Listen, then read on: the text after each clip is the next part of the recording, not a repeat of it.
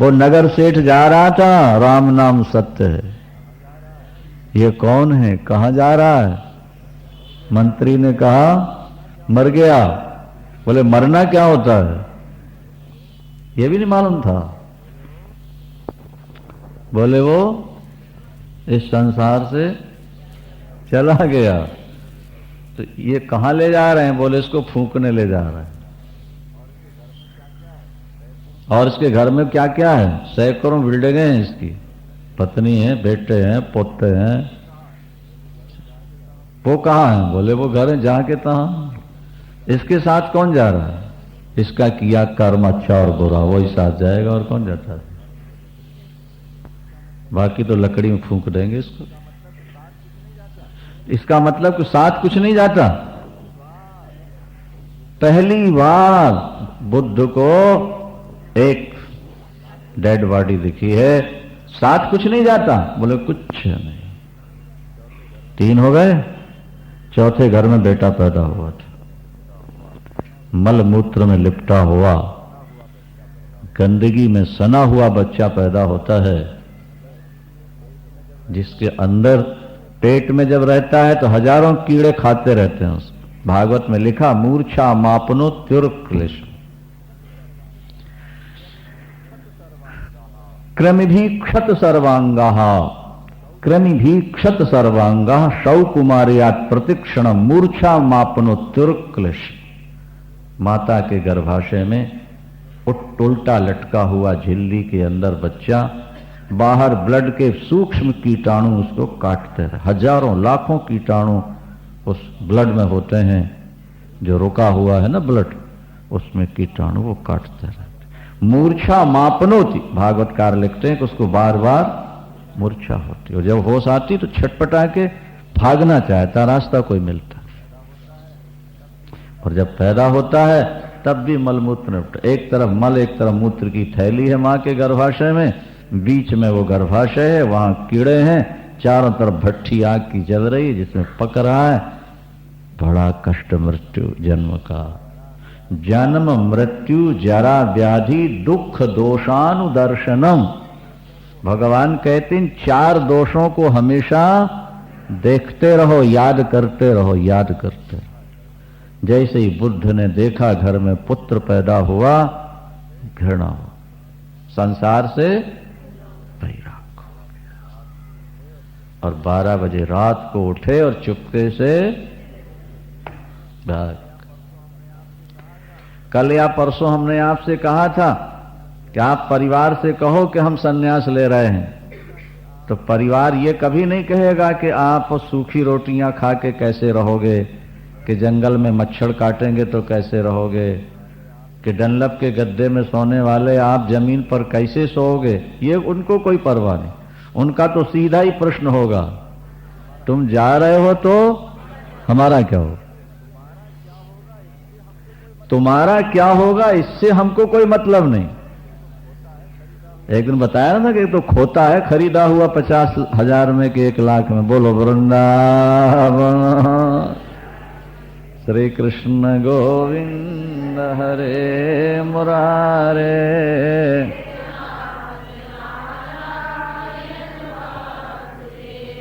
श्री कृष्ण गोविंद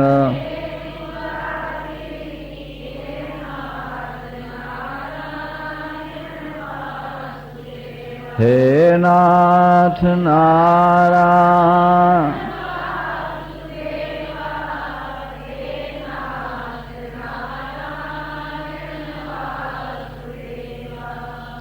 श्री कृष्ण गोविंद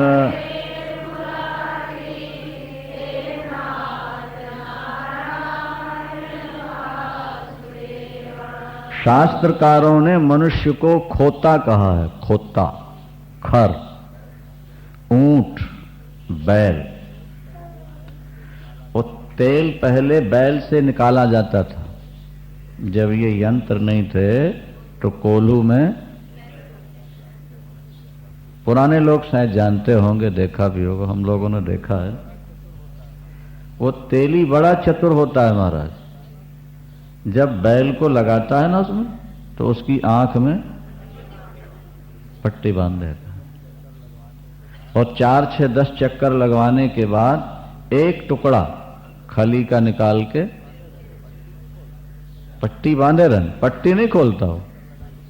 और फिर 150 चक्कर लगाने के बाद फिर एक टुकड़ा, 200 चक्कर लगाने के बाद और फिर वो अपना काम करता रहता है। और वो बैल सोचता है अब खली मिलेगी, अब मिलेगी। वो बिना व्यक्ति के चलता रहता है, क्योंकि आंखें तो। शास्त्र कहते हैं ये गृहस्थ जीवन में फंसा हुआ व्यक्ति भी बैल की तरह है। इसके ज्ञान के नेत्र तो बंद हो गए हैं, ममता की के पट्टी ने इसकी आंख, ज्ञान की आंखें। सुबह उठता है तो चाय प्याली मिल जाती है, एक परोठी और चाय। जाओ बेटे दुकान पर या दफ्तर चले जाओ, नहीं जाओ। बाद में टिफिन पहुंच जाएगा, खाली पहुंच गई थोड़ी सी खा लो। फिर शाम को 4 बजे थर्मस में चाय फिर पहुंच जाएगी। रात को आओ, 2-4 रोटियां खाओ और चुप मार के, और सुबह उठ करके फिर शुरू करो। ये कोल्हू के बैल को खूब पीसा जा रहा, और बैल बड़ा खुश हो रहा है, क्योंकि थोड़ी थोड़ी देर बाद इसको चाय पानी नाश्ता मिलता रहता है। बोलो वृंदावन। नाचत ही निश दिवस मर्यो, तुलसीदास जी ने कहा। ये मदारी बंदर को नचाता है। क्या देखा? सोटी लेकर के जरा गड़बड़ करे, सारे दिन में 50 रुपया कमाएगा बंदर के माध्यम से, सैकड़ों, और उसको रूखी सूखी रोटी खिला देता है। और सारी कमाई, ये संसार, ये परिवार स्वार्थी है, ये हमको बंदर की तरह नचाता है। और 2 रोटियां दे करके छुट्टी, सारी कमाई खाते रहते मौज लेकर। तुम कमाओ तो बहुत खुश होंगे। और तुमने कथा में जाना शुरू किया और उनको घबराहट पैदा हुई कि अब ये तो कहीं निकल न जाए हमारे हाथ से। स्त्री आने लगे कथा में तो पति बिगड़ता है, और पति आने लगे तो परिवार के लोग दुखी होने लगते हैं। वो तो कहते हैं बस आंख में पट्टी बांधो, बांधे रहो, और सुबह से शाम तक काम करो, और 2 रोटियां खाओ, और ये जिंदगी। और आज का मानो इसी को बहुत मानता है। इतना बड़ा राज्य गौतम बुद्ध का था, इतनी पद सुंदरी पत्नी थी, पुत्र था, लेकिन 4 दृश्यों को देख के 12 बजे रात को उठे और भाग गए तो कुछ पा गए। आज दुनिया में करोड़ों लोग उनके भक्त हैं, अरबों व्यक्ति आज गौतम बुद्ध को मानने वाला है। जन्म मृत्यु जरा व्याधि दुख दोषानो दर्शनो असक्तिरन विश्वंगा। क्या? कहीं भी आसक्ति नहीं रखना, ठीक है ना? कहीं भी नहीं रखना। पुत्रदार गृहादिषु, पुत्र में, पत्नी में, घर में आसक्ति।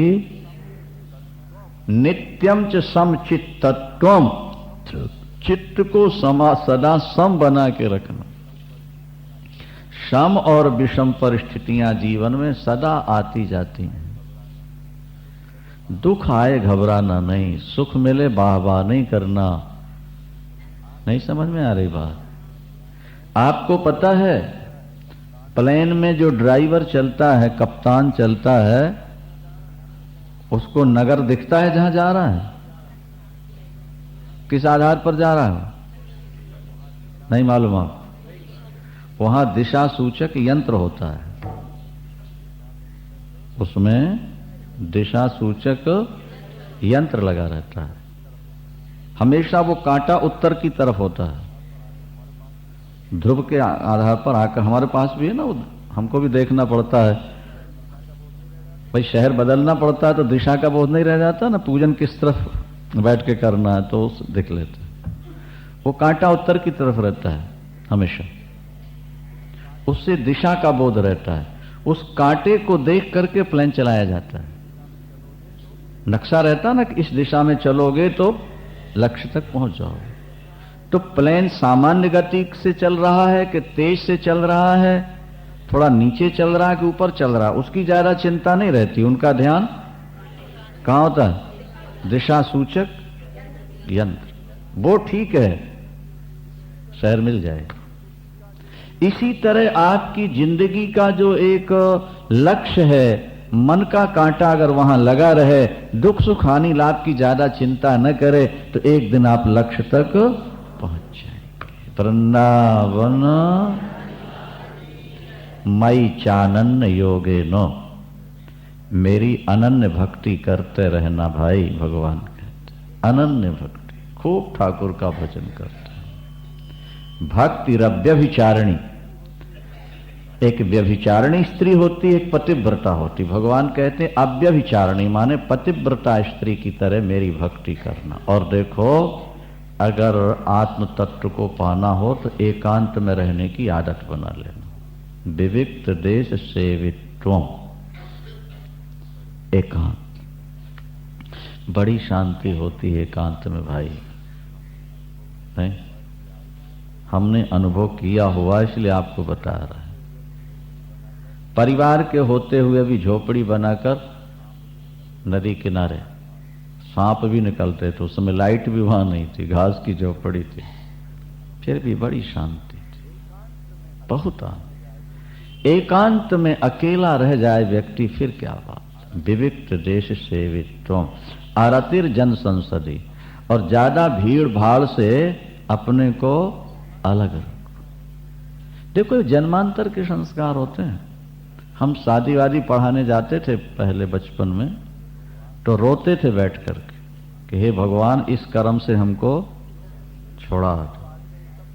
क्योंकि इस समय जो आते हैं सब काम के पुतले होते हैं, पिए पाए खाए, श्रृंगार, हंसी मजाक, और वो हमको चुभता था। नहीं आ रही बात? हमको हमेशा भीड़ से घृणा रही, बस कथा तक तो भीड़ अच्छी लगती। बेटे की शादी भी थी, तो बेटे की शादी बारात में जाके खड़े हुए और रुपया दे दिया रिश्तेदारों को, हम घर में आके सो गए। हमने कहा तुम शादी करके ले आ। बेटी की शादी थी, तब भी हम सो रहे थे, जो लोग वहां थे संतोष भी थी, पूछ लो। मिलनी कराई, हम जाके सो गए। हमने कहा जब वो कन्यादान करना हो तो जगह लेना, बाकी संभालो। ये सब लायक थे शिष्य पुत्र, उन्होंने कहा आप करो, हम कर लेते। भीड़ भाड़ से थोड़ा पीछे हट करके, क्योंकि जहां भीड़ होगी ना, एक संत कहा करते थे, बोले मेला का नाम ही मेला है, मेला और मेला बराबर ही हुआ ना, वृंदावन। जहां भीड़ होगी तरह तरह के लोग आएंगे, तरह तरह की औरतें आएंगी, उनके तरह तरह के श्रृंगार होंगे, भाव होंगे, उससे तुम्हारे मन पर गलत विकार पड़े। तुम तो अपनी बड़ी बहादुरी समझते हो कि हमारी रोज पार्टियां होती महाराज, हमको सबके यहां जाना पड़ता है, हमारे बहुत जान परिचय के हैं।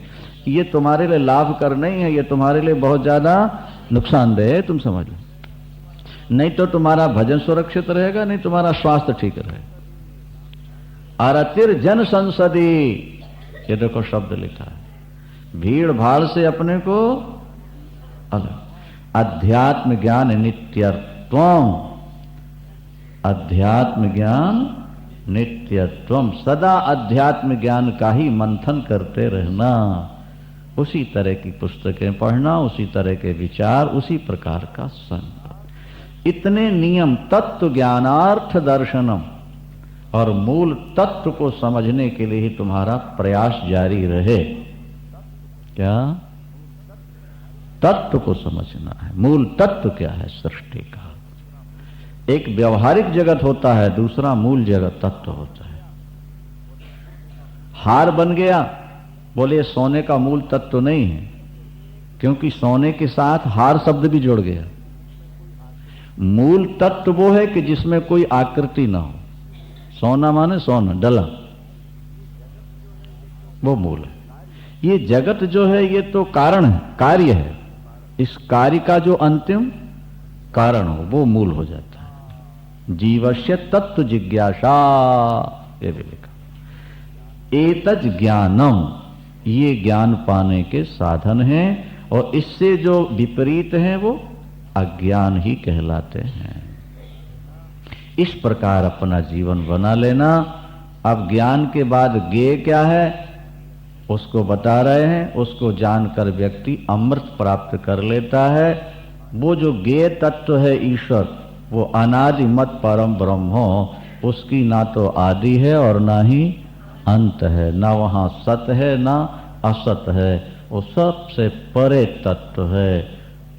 उसको अपने एकांत में बैठकर सर्वतः पाणिपादम तत्व, ये संसार में जितने हाथ पैर हैं सब उसी के हैं, और जितने मुख हैं जितनी आंखें हैं, क्योंकि उसी से तो सब चेतित है ना, चेतना उसी से सब में आई हुई है। वृंदावन सर्वतः पाणिपादम तत् सर्वतोक्षिशिरो मुखम। इस विश्व प्रपंच में जो कुछ दिखाई दे रहा है वो सब कुछ सर्वतः श्रुतिमन लोके सर्वम आवृत्य तिष्ठति, वो सबको घेर के बैठा हुआ है। जैसे आकाश के बाहर कोई चीज नहीं होती, जो चीज है वो आकाश के अंदर, इसी तरह जो शुद्ध चेतन सत्ता है उस सत्ता के बाहर कुछ नहीं है, सब कुछ उसके अंदर है। सर्वेंद्रिय गुणाभाषम, वो समस्त इंद्रियों के गुणों को जानता है, ग्रहण भी कर लेता है, और सर्वेंद्रिय विवर्जितम, वो अपने इंद्रियों से रहित भी है।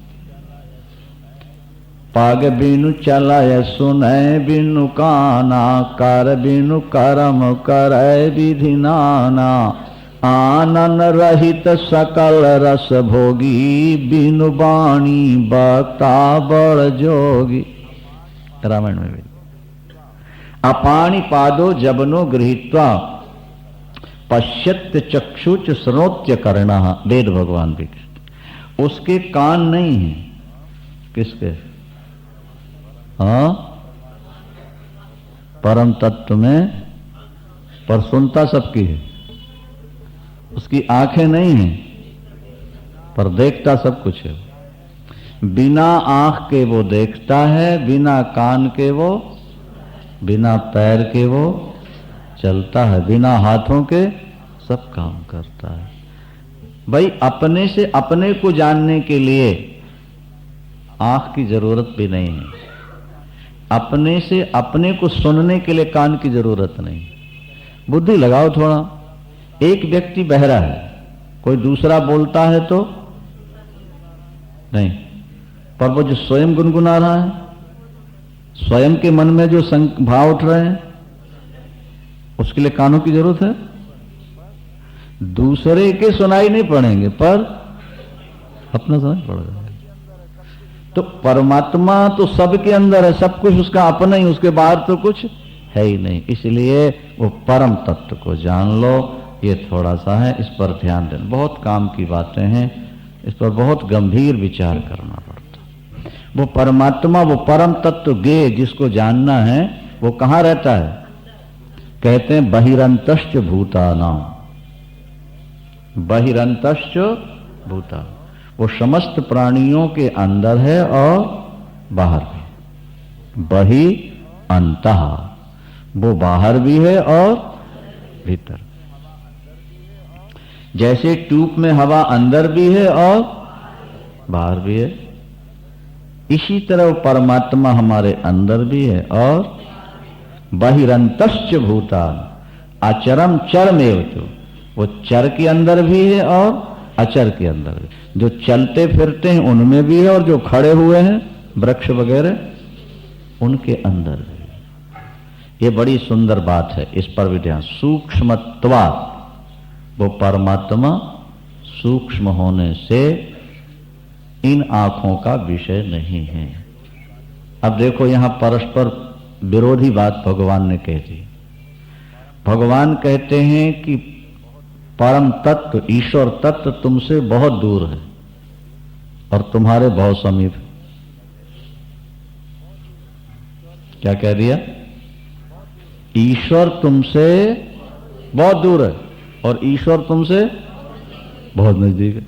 दूरस्थम अंतिके च, वो दूर भी है और पास भी है। तो एक ही वस्तु में दो धर्म कैसे होंगे कि वो दूर से दूर और पास से पास।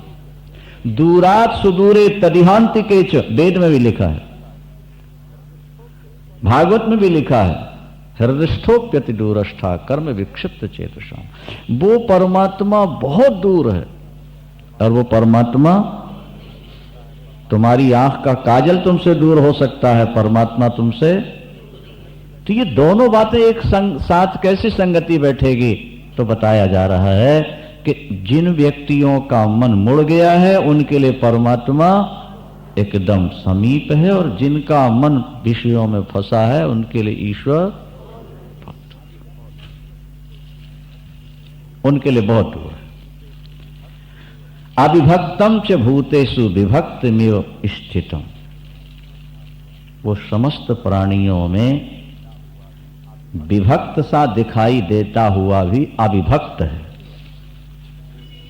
विभक्त समझते हो नहीं? अलग अलग, उसको विभक्त कहते। वो अलग अलग दिखता हुआ भी अविभक्त है। एक जैसे लाखों घड़ों में घटाकाश अलग अलग दिखता हुआ भी मूल में अविभक्त है।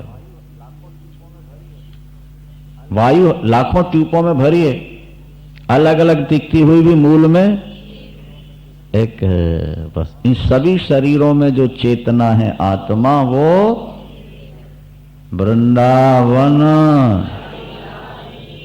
ऐसा जो देखता है वही समस्त प्राणियों का भरता है, वही गेय है, वही संसार को बनाता है, चलाता है और अंत में मिटाए। उसका और भी विशेषण देके समझा, ज्योतिषाम अपि तज्ज्योति, वो समस्त ज्योतियों की ज्योति है। ज्योतिषाम अपि तज्ज्योति वेद का मंत्र है। नित्यो नित्यानाम चेतनश्चेतनानाम एको बहुनाम यो विदधाति कामा। जो समग्र नित्यों का नित्य है, जो समग्र चेतनाओं का केंद्र बिंदु है, जो समग्र ज्योतियों की ज्योति है। जैसे संसार में जो ज्योति दिख रही है, प्रकाश दिख रहा है, इसका केंद्र कहां? सूर्य। इसी तरह सूर्य, चांद, तारागण और संसार में जो ज्योतियां दिख रही हैं उसका मूल वो ईश्वर है। माने ज्योतियों की भी ज्योति वो है, वहां से सब ज्योतियां निकलती। ज्योतिषामपि तज्ज्योति तमसः परमुच्यते, वो तमोगुण से पर। वृंदावन वही ज्ञान, वही ज्ञेय, वही ज्ञान गम्य है और वही सबके हृदय में बैठा हुआ है। हृदय सर्वस्य विष्ठितम्, सबके हृदय में। कुछ लोग कहते हैं हृदय में एक भगवान बैठा, दूसरा जीव बैठा है, लेकिन वेदांत नहीं मानता। वेदांत कहता है कि वही जीव बन करके बैठा होगा। द्वैत क्यों लाते हो? जब हवा हवा दो हवा नहीं होती, पानी पानी दो पानी नहीं होते, आग आग दो आग नहीं है, मिट्टी मिट्टी दो मिट्टी नहीं है, तो फिर चेतन चेतन दो चेतन कैसे हो जाए? क्या समझे आप? चेतन चेतन दो चेतन, एक इति क्षेत्रम तथा ज्ञानम और ज्ञेयम। क्षेत्र, ज्ञान और ज्ञेय, इसको मैंने संक्षेप में तुम्हारे सामने कह दिया। मद भक्त एतत् विज्ञायो, मेरा भक्त इसको पहले समझ ले।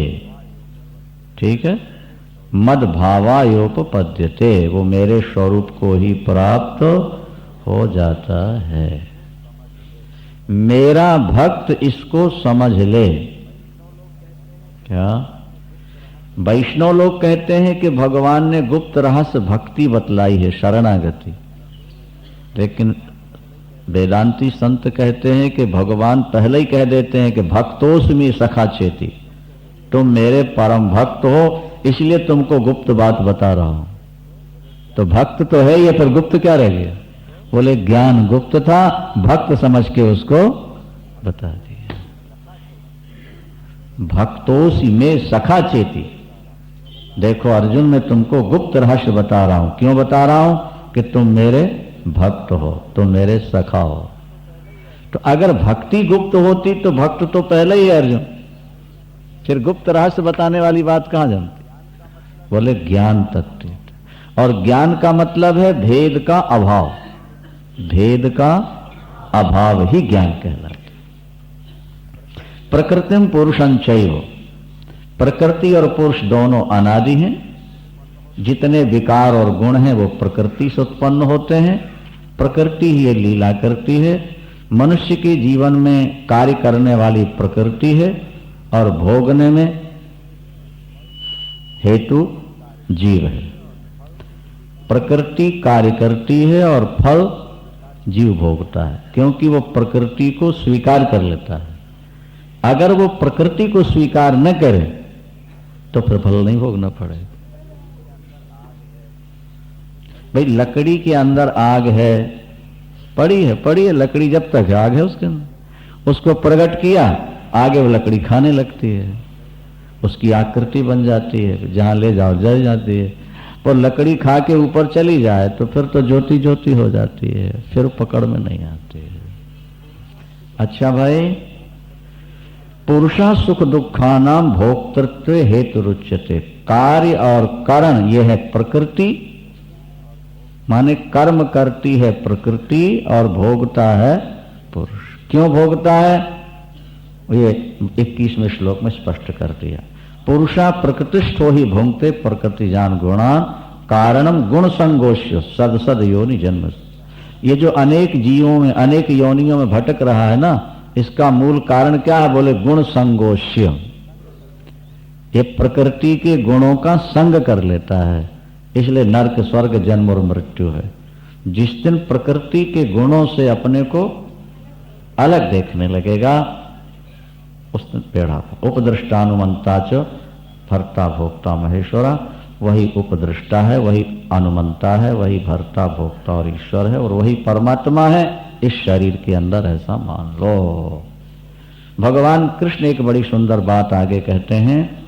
इस प्रकार जो पुरुष को और प्रकृति के गुणों को समझ लेता है, प्रकृति के गुणों से अपने को अलग मानने लगता है, सर्वथा वर्तमानोपि, वो सर्वथा काम करता हुआ भी शरीर छोड़ने के बाद दोबारा जन्म नहीं लेगा।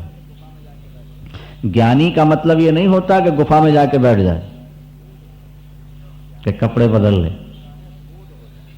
ज्ञानी का मतलब होता है बोध हो जाना। बोध होने के बाद वो हर काम कर सकता है। शास्त्रों में लिखा है कि वो व्यापार भी कर सकता है, खेती कर सकता है, नौकरी कर सकता है, व्यास गद्दी पर बैठ के प्रवचन भी दे सकता है, और जंगल में बैठ के समाधि भी लगा सकता है। कौन? ज्ञानी। एक बार ज्ञान हो जाए फिर उसके बाद उसका पतन नहीं हो सकता। इसलिए ज्ञान पाने का प्रयास करना चाहिए। अच्छा, ज्ञान कैसे मिलेगा, ब्रह्म का बोध कैसे होगा? तो पहले लक्षण बता दिए, उन नियमों का पालन करो। आगे भगवान कहते हैं कुछ लोग ध्यान के द्वारा उसको देखते हैं। किसे? परमात्मा को कुछ लोग ध्यान के द्वारा अपने से अपने में देखते हैं। वृंदावन श्रीमन नारायण नारायण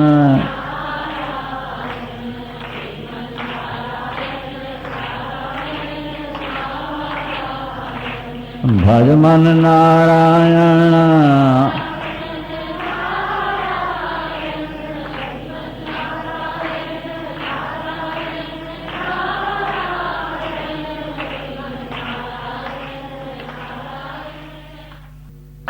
बाके बिहारी। कुछ लोग उस परम तत्व को ध्यान योग के द्वारा अपने से अपने में ही देख लेते हैं। अपने को अपने में ही देख लेते हैं। कुछ लोग सांख्य योग के द्वारा जड़ चेतन का विभाग करके देखते हैं, तो कुछ लोग निष्काम कर्म के द्वारा उसे प्राप्त कर लेते हैं।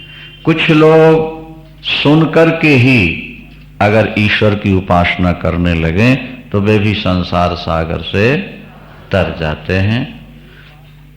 मूल बात ये समझ लो पार्थ कि संसार में जो कुछ दिख रहा है ये जड़ और चेतन का संयोग है। जड़ और चेतन के संयोग से ही ये सारा संसार बना हुआ है। भाई जैसे लोग बादाम से बादाम रोगन निकाल लेते हैं, बाकी फेंक देते हैं। धान से चावल निकाल के छिलका फेंक देते हैं। इसी तरह शरीर में छिलका तो शरीर हो गया और चावल की तरह आत्मा है। आत्मा को समझ लो, शरीर तो भिसकने वाला है ही, कितना संभालोगे इसको। कितने शरीर बने और बिगड़ गए। अब तो तत्व को पकड़ लो, ईश्वर तत्व को। परमात्मा सभी जीवों में एक समान रह रहा है और पदार्थों के नष्ट होने पर भी वो नष्ट नहीं होता। ऐसा जो देखते हैं वही देखते हैं, बाकी तो अंधे हैं। जो पदार्थों के नष्ट होते आत्मा को भी नष्ट मानते हैं वे अंधे हैं। जो पदार्थों के नष्ट होते, शरीर के नष्ट होते हुए भी चेतन तत्व को नष्ट नहीं मानते, ऐसा जो देखते हैं वही असल में देख रहे हैं। यह पश्यति स पश्यति, ऐसा जो देखता वही देखता है, बाकी कोई नहीं देखता। ठीक। समम पश्यन्नि सर्वत्र, सबको एक समान देखने वाला, सब में ईश्वर को देखने वाला अपनी आत्मा का उद्धार कर लेता है और परागति को प्राप्त करता है। कहते हैं मनुष्य शरीर पाकर के जो ईश्वर को नहीं जानता ना, वो अपनी आत्मा की हत्या करता है, अपनी आत्मा को नीचे गिरा रहा होता है। स्वात्माप्येनम बेगरहति, वाल्मीकि का शब्द है ये कि जिसने ईश्वर को नहीं देखा, ईश्वर ने जिसको नहीं देखा या एकता का जिसको अनुभव नहीं हुआ, उसकी आत्मा भी उसको कोसती रहती है। क्या समझ रहे हैं? आत्मा कोसती रहती है कि जैसे तैसे तो साधन शरीर मिला, अरे अभागी तू फिर नरक में ले जाएगा, फिर नीचे गिराएगा। ये आत्मा ही कोसती है। वृंदावन प्रकृति के द्वारा कर्म किए जाते हैं, आत्मा अकर्ता है। इस बात को जो देखता है वही सही अर्थों में देखता है। भाई शब्दों पर ध्यान देना। यदा पूभूत पृथक भावम, जब व्यक्ति प्रत्येक शरीरों को भिन्न देखते हुए आत्मा को एक देखता है और उस आत्मा का ही ये जगत में विस्तार है, ऐसा जो समझता है वही ब्रह्म को प्राप्त हो जाता है। तो शरीर में रहते हुए आत्मा फंसती नहीं। मानो अर्जुन ने पूछ लिया कि शरीर में रहते आत्मा शरीर में फंसती नहीं, तो देखो भगवान समाधान कर रहे हैं। अनादित्वान, 31वां श्लोक, अनादित्वान निर्गुणत्वात् परमात्मायम अव्यय शरीरस्थोपि कौन्तेय न करोति न लिप्यते। ये अनादि है और निर्गुण है। आत्मा अनादि है और निर्गुण है, व्यापक है। तो जो निर्गुण निराकार होगा वो शरीर में रहते हुए भी, बड़ी अच्छी बात है, ध्यान से सुनो जरा। शराब की बोतल में भी आकाश है और गंगा जल की बोतल में भी आकाश है। तो गंगा जल की बोतल का आकाश पुण्यात्मा हो गया और शराब की बोतल का आकाश पापी हो गया कि नहीं हुआ? बोलो वृंदावन। ध्यान दूसरी ओर चला जाए तो फिर बात समझ में नहीं आती ना। भाई आकाश तो निर्मल ही है, चाहे वो गंगा जल की बोतल में रहे और चाहे शराब की बोतल में, आकाश में कुछ चिपकता तो नहीं ना, वो तो निर्विकार तत्व। इसी तरह आत्मा कहीं भी रहे, कैसी भी रहे, उसमें कोई विकार पैदा नहीं होता। आगे चलो, कैसे नहीं होता? बोले यथा सर्वगतम सौक्ष्म्यात आकाशम नोपलिप्यते। स्पष्ट तो सारा कुछ कह दिया भगवान ने। यथा सर्वगतम सौक्ष्म्यात आकाशम लोपनिप्यते। जैसे व्यापक आकाश सूक्ष्म होने के कारण कहीं लिपायमान नहीं होता, सर्वत्रावस्थितो देहे तथात्मानोपलिप्यते। इसी तरह सबके शरीरों में रहता हुआ भी आत्मा लिपायमान नहीं होता। बात खत्म करते हैं। जैसे एक ही सूरज सभी नेत्रों को देखने की शक्ति दे देता है, नेत्र अनेक, सूर्य एक, सबके नेत्रों को शक्ति किसने दी? एक सूर्य ने। इसी तरह शरीर अनेक, आत्मा सब में एक, वो आत्मा ही सबको चेतना देती चली जाती है। आत्मा मूल में एक है। इस तरह से क्षेत्र और क्षेत्रज्ञ के अंतर को जो ज्ञान नेत्रों से देख लेते हैं, वो भूत प्रकृति मोक्षम च, और प्रकृति से अपने को अलग देखने वाला शरीर छोड़ने के बाद सीधा ईश्वर को। ये बाहर के नेत्रों से जड़ चेतन अलग नहीं दिखेगा, ये तो ज्ञान चक्षुषा। क्या लिखा है? क्षेत्र क्षेत्रज्ञयोरेवं अंतरम ज्ञान चक्षुषा। जब तक आपके ज्ञान नेत्र नहीं खोलेंगे, ये तत्व समझ में नहीं आ सकता। ज्ञान तभी विकसित होगा जब बुद्धि निर्मल होगी। बुद्धि निर्मल तब होगी जब खूब दान भजन पूजन पाठ करोगे और गलत काम से बचते रहोगे। ये सूत्र, गलत कामों से बचना है और सत कार्य करते रहना है। आगे चल के बुद्धि हृदय निर्मल होगा, बुद्धि में विकास, विकसित बुद्धि में ज्ञान चक्षु आ जाएंगे। क्षेत्र क्षेत्रज्ञयोरेवं अंतरम ज्ञान चक्षुषा। आज यहीं विराम ले लेते हैं। शाम को 3 अध्याय की व्याख्या। श्रीमन्नारायण नारायण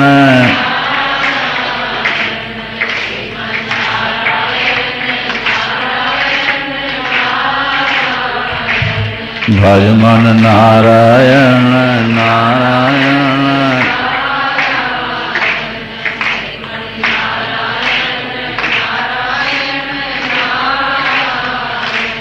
लक्ष्मी नारायण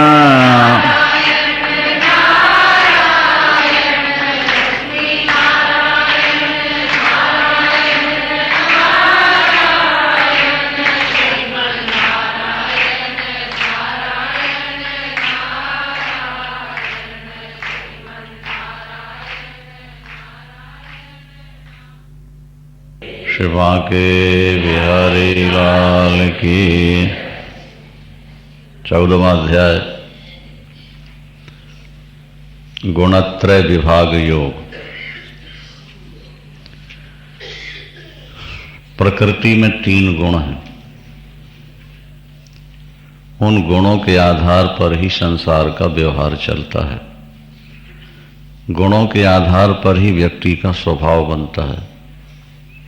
गुणों के आधार पर ही व्यक्ति का भविष्य निर्भर करता है। इसलिए ये अध्याय भी बहुत काम का है, ध्यान से सुनने। परम भूयः प्रवक्ष्यामि ज्ञानानां ज्ञान मुत्तम यज्ञात्वा मुनयः सर्वे पराम सिद्धिं मितो गतः। अब ज्ञानों में भी श्रेष्ठ ज्ञान में तुमसे पुनः कह रहा हूं, जिसे जानकर ऋषि महर्षि परासिद्धि मोक्ष को प्राप्त हो गए।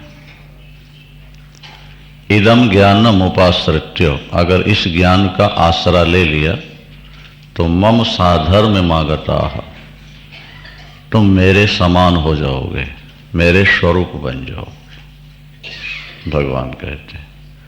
और सर्गे पिनोपजायन्ते, जब सृष्टि होगी ना तो फिर तुम दोबारा नहीं आओगे। प्रलये न व्यथन्ति च, और जब प्रलय होगा तो तुम व्यथित नहीं होगे। प्रलय सामने आ रहा है लेकिन तुम्हें घबराहट नहीं होगी यदि इस ज्ञान को तुम ग्रहण कर लोगे तो। अर्जुन की जिज्ञासा बढ़ी और भगवान आगे समाधान करते हैं। मम योनिर महद ब्रह्मो तस्मिन् गर्भम दधाम्यहम् संभवा सर्वभूतानां ततो भवति भारत। महद ब्रह्म माने प्रकृति, मम योनि, वो मेरी योनि है, उत्पत्ति स्थान है,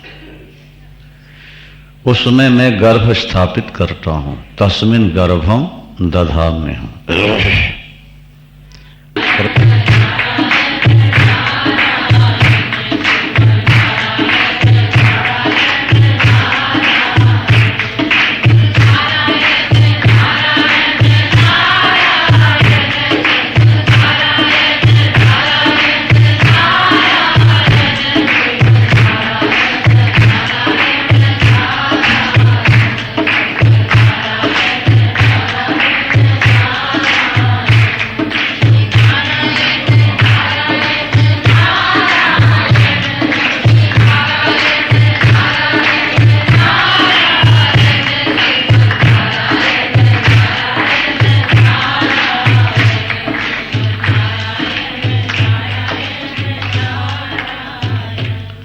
सर्वयोनिषु कौन्तेयो मूर्तयः संभवन्ति या तासां ब्रह्म महद योनि अहम बीज प्रदा पिता। प्रकृति मेरी पत्नी है। क्या? मैं पति हूं। मैं पिता बन के बीज स्थापित करता हूं, योनि। हिरण्यगर्भ को उत्पन्न करता हूं, ब्रह्मा को उत्पन्न करता हूं। हिरण्यगर्भ ब्रह्मा माने समग्र बीजों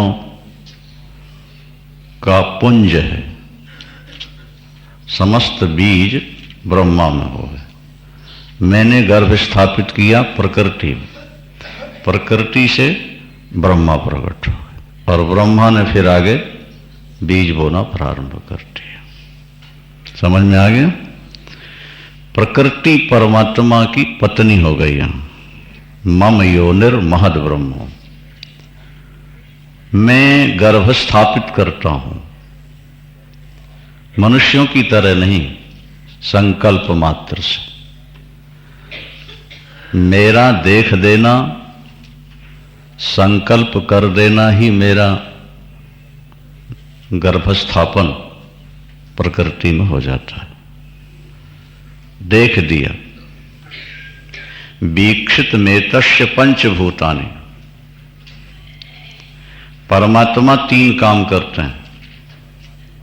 परमात्मा की श्वास से वेद निकलते हैं। निश्वसित मत्स्य वेदा, परमात्मा देख देते हैं तो सृष्टि हो जाती है।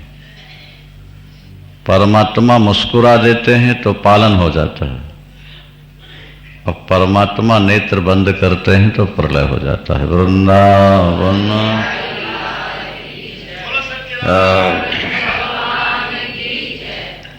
बहुत सुकुमार हैं ठाकुर जी। क्या? बस अच्छा जी, फिर सुन लो भाई। निश्वसित मत्स्य वेदा, परमात्मा ने श्वास ली, वेद प्रकट हो गए। वीक्षित में तस्य पंचभूतानि, ईश्वर ने नेत्र खोलकर देखा, पंच महाभूतों का निर्माण, सृष्टि चल पड़ी। मुस्कुरा दिए, पालन हो गया। स्मितम अस्य, और अस्य च सुप्तम प्रलयः, और मुस्कुराए तो थक गए, और थके तो आंख बंद कर ली, आंख बंद कर ली, प्रलय। तो गर्भस्थापन का मतलब मनुष्यों की तरह नहीं, पशु पक्षियों की तरह नहीं, केवल संकल्प, परमात्मा का संकल्प ही गर्भस्थापन होता है। मम योनिर महद ब्रह्म। इसलिए भगवान शंकर और पार्वती, ये जो हम लोग शिवलिंग की पूजा करते हैं ना, तो शिवलिंग का मतलब कोई चर्म खंड नहीं है, लिंगम चिन्हम शास्त्र ऐसा कहते हैं। वो एक चिन्ह है ईश्वर का। जैसे हमारे व्याकरण में बोलते हैं स्त्रीलिंग, पुल्लिंग, नपुंसकलिंग, तो अब स्त्रीलिंग बोलते हैं, तो उसकी सिद्धि कैसे होगी फिर? तो यहां कहा गया है कि लिंगम चिन्हम, भगवान ज्योति रूप है। वो भगवान शंकर की जो पिंडी है ना, वो ज्योति है, ब्रह्म है। उसका प्रकृति के साथ नीचे जो जलधरी होती है वो त्रिगुणात्मिका प्रकृति है, 3 गुणों वाली। उसमें जब संकल्प का आधान हुआ, संपर्क जैसे हुआ, सृष्टि प्रारंभ हो जाती है। व्यवहार में भी हम और आप देखते हैं कि जैसे गेहूं है, कनक है, चने हैं, वो किसान के घर में रखे 6 महीना रखे, साल रखे, 2 साल रखे रहते। जब कभी उसको मिट्टी में डाल के पानी डाला, एकदम अंकुर निकल आए। सूखी मिट्टी में डाल दो तब भी नहीं होगा। इसी तरह से प्रकृति में सारे बीज भरे पड़े। तुलसीदास जी में लिखा है कि जैसे आकाश तारागणों से भरा हुआ है और पृथ्वी बीजों से भरी हुई है, मिट्टी के हर कण में बीज होता है। मिट्टी के हर कण में बीज है। कैसी भी सूखी मिट्टी आप ले आओ, साफ सुथरी, बिल्कुल उसमें घास ना हो, और रख दो, पानी वानी पड़ जाए, कुछ समय के बाद अंकुर घास निकल आती है। तो सारी पृथ्वी बीजमय है ये। तो त्रिगुणात्मिका प्रकृति है, त्रिगुणात्मिका, इसलिए त्रिभुज होता है। 3 गुण हो गए ना, सत, रज और ये त्रिगुणात्मक है प्रकृति। उसमें जब भगवान की दृष्टि पड़ती है तो 3 गुण निकल आते हैं। प्रकृति में जब बीज स्थापित हुआ परमात्मा का, तो 3 गुण निकलते। उन गुणों का नाम है सत्वम, रजस, तम इति गुणाः प्रकृति संभवाः निबध्नन्ति महाबाहो देहे देहिनम् अव्ययम्। ये जो 3 गुण प्रकृति से निकले,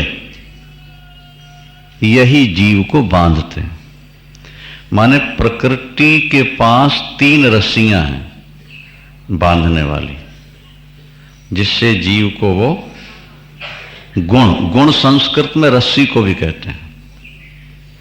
संस्कृत में गुण, जैसे रस्सी से हम किसी व्यक्ति पदार्थ को बांध देते हैं, इसी तरह प्रकृति की ये 3 रस्सियां हैं, सत, रज और ये जीव को बांध लेते हैं।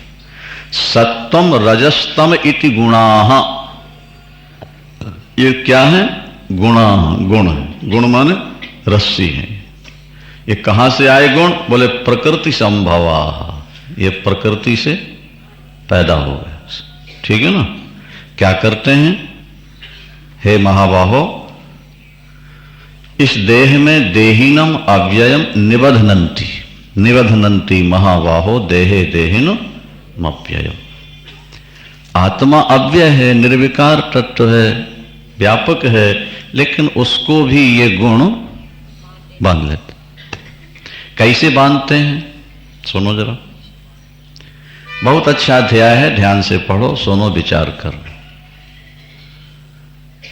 अगर आपके जीवन में सतोगुण है, वो भी बांध लेगा आपको। तत्र सत्वम निर्मलत्वा प्रकाशक मनामयं सुख संगेन बधनाति और ज्ञान संगेन चानक। सतोगुण है निर्मल प्रकाश रूप। सतोगुण का स्वरूप क्या है? निर्मल प्रकाश। सतोगुण जो है, जैसे दर्पण होता है ना निर्मल, उसमें प्रतिबिंब दिखता है। उदाहरण से बात समझेंगे आप, मिट्टी से ही लोहा निकलता है और मिट्टी से ही कांच निकलता है, ठीक है ना। लोहे की पट्टी आंख में लगा लो तो जो दिखता है वो भी नहीं दिखेगा, और कांच लगवा लो तो जो नहीं दिखता वो भी दिखने लगता है। तो प्रकृति का जो सतोगुण है, सत्वगुण, वो बांधता है सुख संगेनो और ज्ञान संगेनो। ज्ञान और सुख के द्वारा वो बांध लेता है प्रकाश में। इसलिए अंत में सतोगुण को भी छोड़ना पड़ता है। 3 गुण हुए ना, सतोगुण, रजोगुण और, अब क्रम से सुनते चलो, समझ में आ जाएगा। रजो रागात्मकम विद्धि। रजोगुण जो है उसमें राग है, प्रीति है। रजोगुण से तृष्णा उत्पन्न हो जाती है।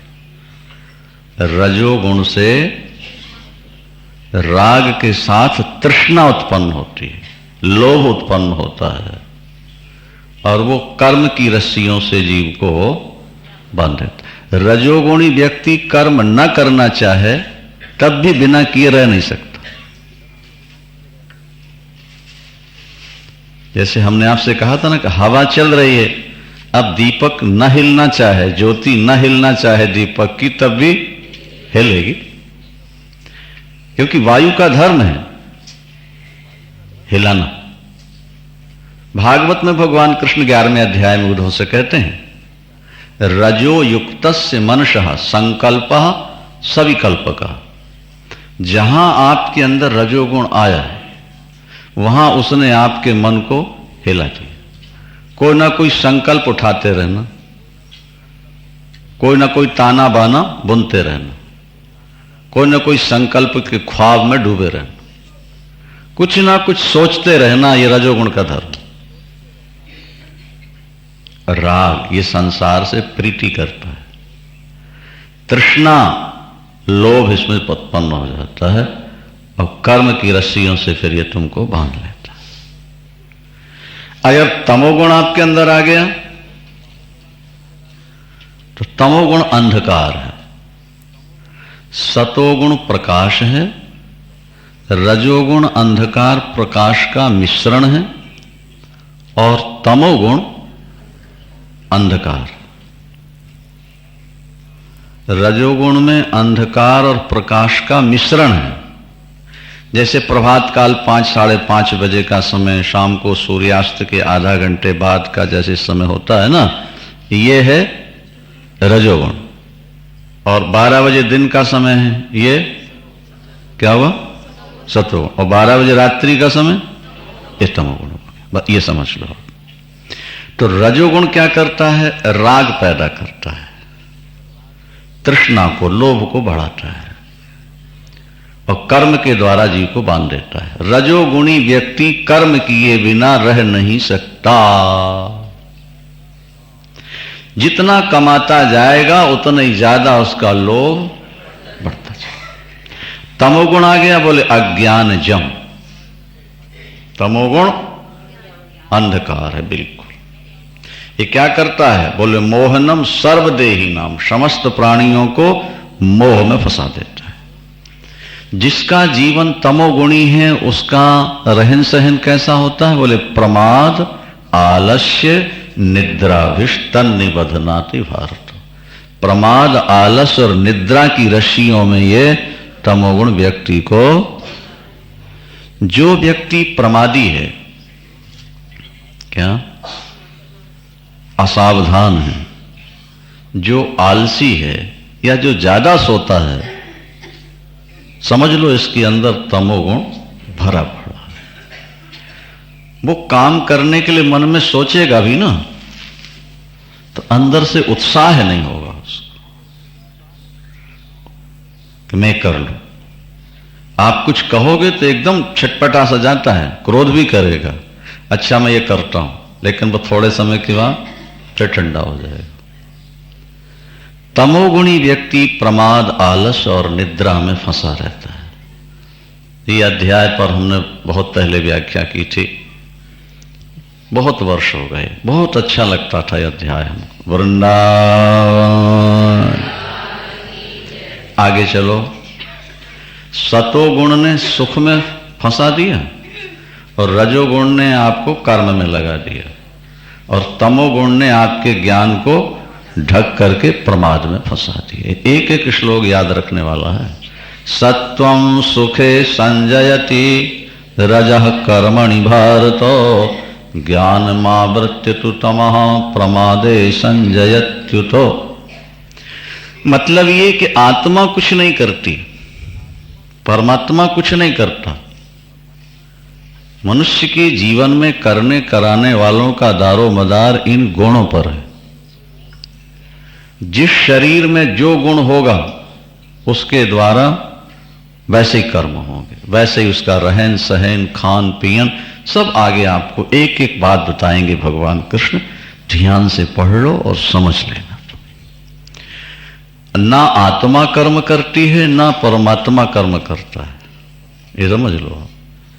कर्म जो हो रहा है वो गुणों के द्वारा होता है। गुण अपने अनुरूप व्यक्ति से कर्म कराते हैं, अपने अनुरूप विचार पैदा करते हैं, अपने अनुरूप ही सब करते हैं। अच्छा, अब आप देखिए, मौसम में भी 3 मौसम माने जाते हैं मुख्य, सर्दी, गर्मी, बरसात, ठीक है ना। और काल भी 3 माने गए हैं, भूत, भविष्य, वर्तमान। अवस्थाएं भी 3 हैं, बचपना, जवानी और बुढ़ापा। कर्म भी 3 हैं, प्रारब्ध, संचित और क्रियमाण। अवस्थाएं भी 3 हैं, जागृत, स्वप्न और सुषुप्ति। ये माने कहने का मतलब ये हुआ कि जितना कुछ पसारा जगत में है वो इन 3 गुणों का ही है, और ये स्वयं कार्य करते रहते हैं। पावर का काम क्या है? किसी भी यंत्र को संचालित कर देना। बाकी क्रिया जो हो रही है वो मशीन से होती है। पावर तो मशीन को संचालित कर देता है, और मशीन के आधार पर फिर कार्य होने लगते हैं। आत्मा तो शरीर रूपी यंत्र को संचालित मात्र करता है, बाकी सारी क्रियाएं इन गुणों के द्वारा होती रहती हैं। अब आगे देखिए जरा। मनुष्य के शरीर में एक बलवान होता है, 2 कमजोर रहते हैं। समझ में आई बात? नहीं आई? तीनों गुण किसी में बलवान नहीं होंगे, एक गुण ऊपर रहता है, 2 दबे रहते हैं हर व्यक्ति। रजस तमश्चा विभूयो सत्वम भवति भारतो। देखो भारत, अर्जुन, अगर सतोगुण आपके अंदर आएगा ना तो रजोगुण तमोगुण के ऊपर बैठेगा, इन दोनों को दबा देगा। रजा सत्वम तमश्चैव, और तमोगुण आ गया तो रजोगुण और सतोगुण को नीचे दबा के ऊपर बैठ जाएगा। और तमा सत्वम रजस था, और रजोगुण आया तो तमोगुण और सतोगुण को दबा के बैठे।